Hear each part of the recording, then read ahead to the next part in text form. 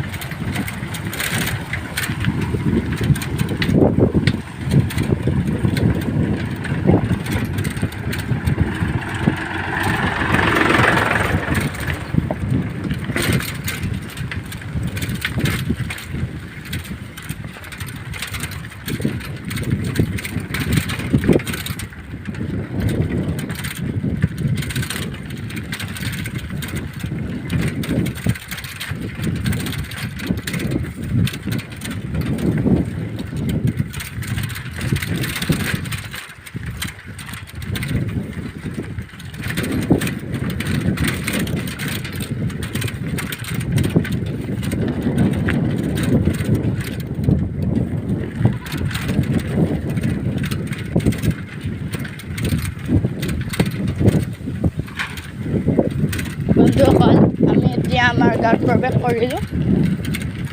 এইখন হৈছে মাধাপুৰ নতুন চুপা।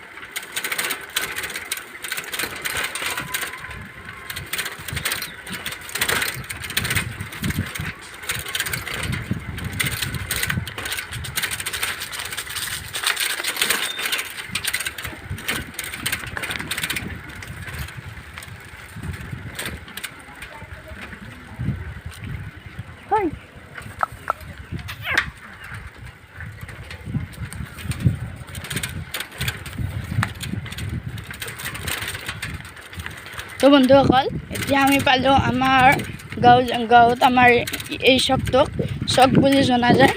এতিয়া আমি বাৰগোপাল যোৱা ৰাস্তাটো চাম।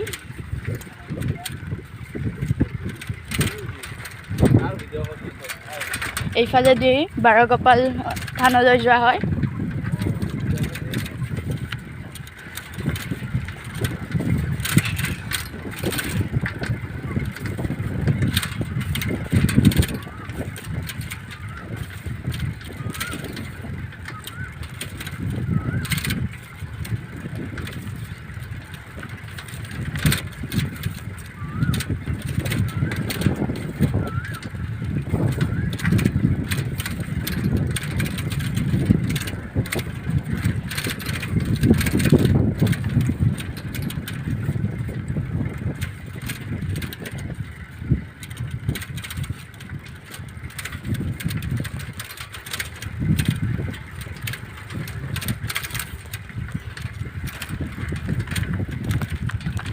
বন্ধুসকল, আমি এতিয়া যাম আমাৰ মৰমৰ বাৰগোপাল থানলৈ। অতি খুব সোনকালে আমাৰ এই বাৰগোপাল থানৰ মেৰামতিৰ কাম আৰম্ভ হ'ব। বন্ধুসকল, মাধাপুৰ নতুন চুপা গাঁৱৰ এই মৰমৰ বাৰগোপাল থানৰ মেৰামতিৰ কামৰ বাবে মাননীয় ৰাকেশ ব্ৰহ্ম ডাঙৰীয়া দেৱে 50,000 টকা আগবঢ়াইছে। গতিকে অতি সোনকালে এই মন্দিৰটোৰ মেৰামতিৰ কাম আৰম্ভ হ'ব। আৰু গতিকে বন্ধুসকল, আপোনালোকে যদি এই মন্দিৰটোৰ মেৰামতিৰ কামৰ বাবে সাহায্য আগবঢ়াব বিচাৰিছে, মই ভিডিঅ'টোৰ ডিছক্ৰিপশ্যনত এটা নম্বৰ দিম, সেই নম্বৰটোত আপোনালোকে দিব পাৰিব।